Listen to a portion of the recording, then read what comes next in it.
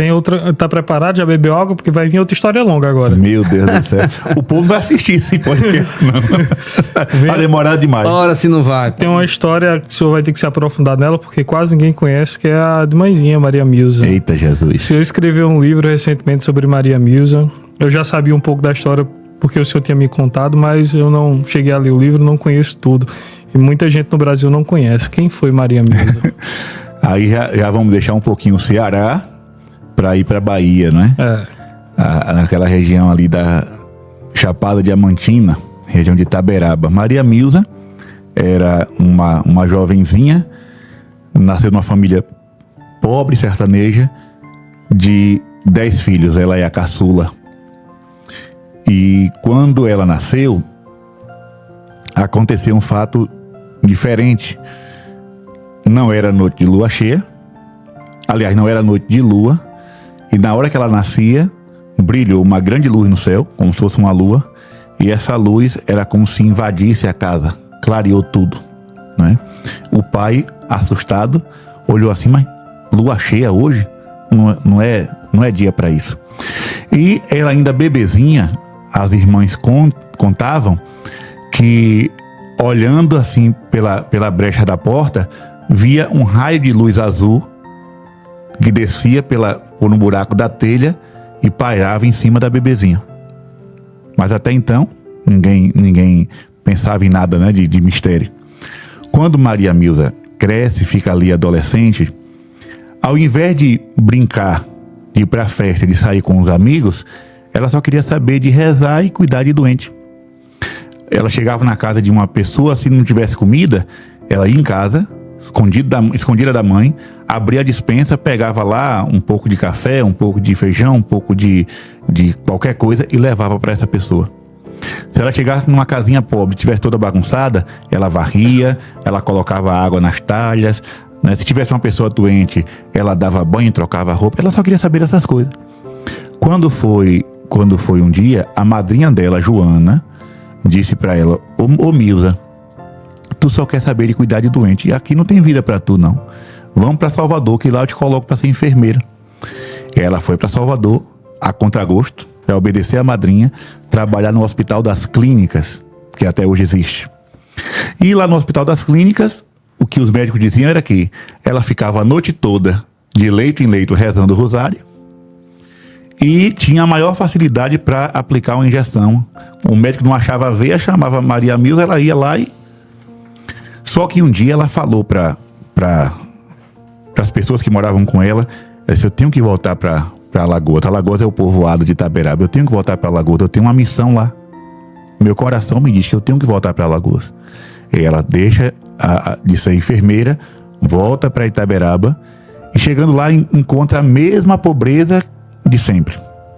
Só que aí, saindo de casa e indo com uma prima para a casa de um tio chamado Severo, onde ela ia aprender a bordar, no meio do caminho ela recebe uma mensagem, uma locução interior.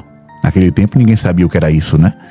Nessa locução interior, uma voz dizia a ela que ela voltasse para casa, arrumasse tudo, que iria chegar muita gente procurando por ela sem precisar de convite, e que ela ia curar as pessoas e saber a vida das pessoas sem ninguém dizer nada.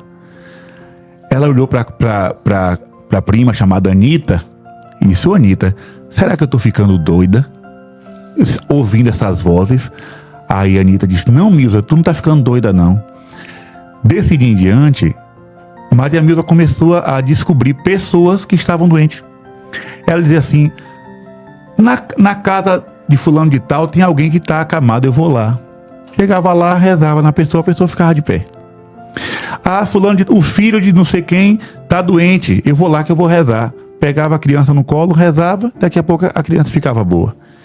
Aí a notícia começa a se espalhar. Tem uma moça no povoado de Alagoas que está tendo um dom diferente, né, de curar as pessoas. Daí sai um caminhão de Itaberaba, cheio de gente, o povo curioso, né, para ver Maria Milza.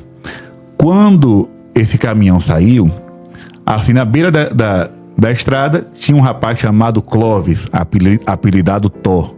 Tó, ele nasceu saudável, mas quando criança teve uma febre, tomou uma injeção que atrofiou os pés as pernas e os braços.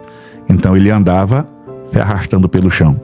Aí alguém do caminhão disse, pega a Tó, leva também. Aí pegaram o Tó, sem falar com a mãe, sem falar com o pai, jogaram em cima do caminhão e desceram. Quando chegaram lá, Maria Milza estava no quarto.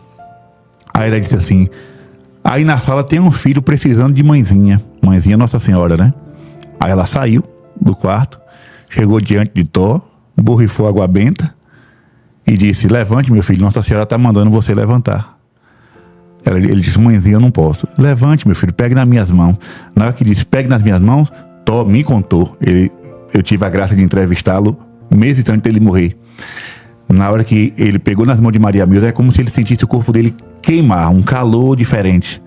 E aí ele foi sentindo firmeza na perna, ficou em pé e saiu andando. E aí ele andou a igreja, andou pela praça toda, gente desmaiava, gente dava viva a Nossa Senhora, gente chorava. Quando ele voltou para casa, a mãe desmaiou, a avó desmaiou, e ele conta que ficou até de madrugada andando para mostrar para o povo da cidade. Todo mundo chegava lá querendo saber se era verdade, e o povo já conhecia, né? Ele andava pela feira se arrastando. O povo dizia, cadê? Tó tá andando? Aí ele saía, mostrando o milagre. Desse dia em diante, meu irmão, se Maria Milza já estava tendo fama de milagreira, aí foi que a coisa se espalhou. Na época, passava por Itaberaba o trem que vinha de Minas Gerais. E aí você imagina o que era aqueles trem cheio de romeiros para ver Maria Milza. Era milhares e milhares de pessoas todos os dias. E ela, pobrezinha, sem saber lidar muito com essas coisas, né? A única coisa que ela fazia era rezar o texto, rezar o ofício de Nossa Senhora e pedir a Nossa Senhora que abençoasse os doentes. E todo mundo que ela tocava ficava curado. Cego enxergava, paralítico andava, loucos ficavam bons. Teve muitos casos de loucos que chegaram lá amarrados de corrente, porque eram violentos, né? E se ficassem soltos, eles acabavam com tudo. A minha madrinha, que é viva até hoje, graças a Deus, esteve lá nessa época, na década de 50, e testemunhou tudo isso. Ela disse, meu filho, eu vi coisas em Alagoas que eu nunca imaginava ver. Ela ainda lembra de uma mulher que não governava os músculos do pescoço. Então a cabeça dela girava assim, como se fosse uma mola, né? E ela dizendo assim, meu filho, Maria Milza dava jeito em tudo. O jeito simples dela explicar, né? Maria Milza dava jeito em tudo. Então os loucos chegavam lá, ela dizia, desamarre. Mãezinha, não faço não, mãezinha, que ele vai acabar. Meu filho, desamarre. Aí quando desamarrava, o louco ia ficando quietinho, voltava para casa bom, falando. Mas teve também um caso de um protestante de Feira de Santana, chamado José Clemente. Sempre tem um. Eu sabia que ele ia falar. Eu tô rindo aqui. É um amor grande. Isso é que é ser. Eu tô rindo aqui, não é do caso do que aconteceu com ele, não. É porque eu imaginei que segundo. E aí, falou de protestante. Daqui a pouco eu mando um abraço pra Luteira aqui. Esse homem, duvidando de Maria Milza, foi pra lá fingindo ser cego. Botou um óculos escuro, né? Uma espécie de bengala. Chegou lá, ô Maria Milza, por favor, me cure. Ela bateu a mão na cabeça dele e disse, ô meu filho, tu veio pra cá bom e vai voltar doente. E a partir desse dia ele não enxergou mais. Minha nossa senhora, pensou. Eu quando eu escutava a história, você der um vento, o anjo da boca mole dizer amém, você podia fazer careta no cabelo. Pensa no castigo. Foi. E aí, Deus. muitos outros casos, assim, relatos de milagres mesmo. E aí a igreja, na sua prudência, vai investigar, vai acompanhar, mas graças a Deus nunca encontraram nada de errado em Maria Milza. Tanto é que o cardeal da época, o cardeal da Silva, chamou ela em Salvador para entrevistá-la, né? Fazer uma espécie de audiência. E aí, na hora da entrevista, o cardeal queria que ela ficasse num convento, que ela fosse enviada para um convento. E ela dizia para o cardeal, meu convento é a casa de meus pais. Mãezinha não me quer no convento, mãezinha me quer no meio do povo, ajudando o povo. E para que o senhor não tenha dúvida da missão que Nossa Senhora me deu, ela vai lhe curar nesse momento, Nossa Senhora, né? De um problema que o senhor sente aqui. E aí botou a mão na barriga dele, em cima do órgão que estava doente. E ele ficou curado naquela hora. Em agradecimento, ele deu a ela os quadros da Via Sacra, que foram colocados na capela. Eu não sei se é o que está lá até hoje. Não, essa informação eu não tenho.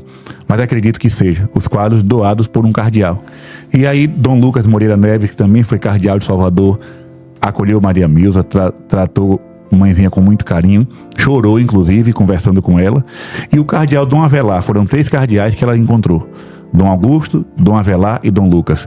Dom Avelar chegou aí em Alagoas celebrar a missa no aniversário de Maria Milza e chegou a dizer para algumas pessoas assim: aqui se repete o mistério de Fátima, né? O cardeal falou isso: aqui se repete o mistério de Fátima. Mas Maria Milza, hoje, graças a Deus, recentemente saiu, né, a notícia, o Vaticano autorizou também o processo de beatificação dela, e hoje ela é serva de Deus, Maria Milza.